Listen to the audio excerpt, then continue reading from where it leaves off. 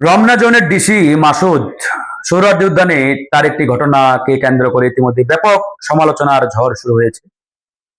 বিশেষ করে আমি এই বিষয়টাকে দুটো দিক দিয়ে আসলে দেখি বা বিচার করি। নাম্বার ওয়ান, বিশেষ করে বিগত সময়ে বাংলাদেশে যেভাবে মাদকে সয়লাব, যদি ঢাকা শহরের কথাই বলি, ঢাকা শহরের প্রাণ কেন্দ্র বলা হয় সোহরাওয়ার্দী উদ্যানকে। এই সোহরাওয়ার্দী উদ্যানে মাদকের এতটাই ভয়াবহ ছবল যে একজন ভালো ভদ্র মানুষ পথচারী সোহরাওয়ার্দী উদ্যানের ভিতর দিয়ে হাঁটবে এই সুযোগটাও নেই। মাদক সেবীরা সেখানে এমন ভাবে আখড়া গেড়ে বসেছেন, ইয়াবা, ফেন্সিডিল, গাঁজা প্রতিনিয়ত সেবন হয়।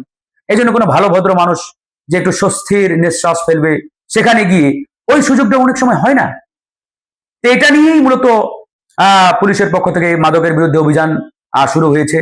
গত কয়েকদিন আগেও শিক্ষামন্ত্রী এহসানুল হক মিলন ভাই ঘোষণা দিয়েছেন যে ইয়াংরা, তরুণরা, শিক্ষার্থীরা যাতে বিনা প্রয়োজনে, বিনা কারণে রাতের বেলা বা গভীর রাতে বাইরে ঘোরাঘুরি না করে। এটাকেও আমরা দুটা দিক দিয়ে দেখতে পারি। যদি আইনগতভাবে দেখি, যে আইনগতভাবে কেউ কারো চলাফেরায় বাধা দিতে পারে না। আইনগতভাবে যে কোনো নাগরিক দেশের যে কোনো সময় যে কোনো প্রান্তে চলাচল করতে পারবে, হাঁটতে পারবে, যাইতে পারবে। কেউ কারো এসব কার্যকলাপে বাধা দেওয়ার কোনো এখতিয়ার রাখে না, আইনগতভাবে সুযোগ নেই। দ্বিতীয়ত, যদি আমরা মোরাল গ্রাউন্ডের দিক দিয়ে দেখি, সামাজিক এবং আমাদের যে পারিপার্শ্বিক বাস্তবতা, এই বাস্তবতায় একজন শিক্ষার্থী কেন রাত 2টা 3টার দিকে বাইরে ঘোরাঘুরি করবে? কি কারণ? তো সবকিছু মিলিয়ে এই বিষয়গুলো আমাদের বিবেচনায় রাখতে হবে। মাসুদ সাহেব যেহেতু রমনা জোনের ডিসির দায়িত্বে রয়েছেন, তিনি যে মাদকের বিরুদ্ধে অভিযানটি চালিয়েছেন, এটাকে আমরা অ্যাপ্রিসিয়েট করি, সাধুবাদ জানাই। এই অভিযানগুলো আরো চালানো হবে দরকার এবং চালাতেই হবে। তবে ওখানে যেভাবে লাঠি পেটাটা করা হয়েছে, প্রহার করা হয়েছে, এটা আসলে উচিত হয় নাই। এটার আসলে আমিও ঘোর বিরোধী। তা আমি চাই ভবিষ্যতে জনাব মাসুদ সাহেব এই বিষয়গুলো যাতে খেয়াল রাখেন এবং তার এই কর্মকাণ্ড কার্যক্রম অবশ্যই চলমান থাকুক, এটা আমাদের প্রত্যাশা। তার অনেক অবদান আছে।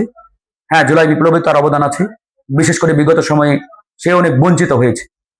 তো একজন বঞ্চিত পুলিশ অফিসার, জুলাই গণঅভ্যুত্থানে যে তার অবদান, এগুলোকে আমরা অবশ্যই স্মরণ করি, মনে রাখি। একই সাথে এই মাদকের বিরুদ্ধে শুধু সোহরাওয়ার্দী উদ্যান না, ঢাকা শহরের প্রত্যেকটি পয়েন্টে পয়েন্টে এই অভিযান চলমান রাখতে হবে। সেটা যে দলের বিরুদ্ধে হোক না কেন, যার বিরুদ্ধে হোক না কেন, মাদকের বিরুদ্ধে জিরো টলারেন্স। এই অভিযানগুলো মাসুদ সাহেব তথা আইন শৃঙ্খলা বাহিনী চলমান রাখবে, এটা আমরা প্রত্যাশা করি। এবং সেটা আইনের মধ্যে থেকে, আইনের যাতে কোনোভাবে ব্যত্যয় না ঘটে, এটাও আবার খেয়াল রাখতে হবে।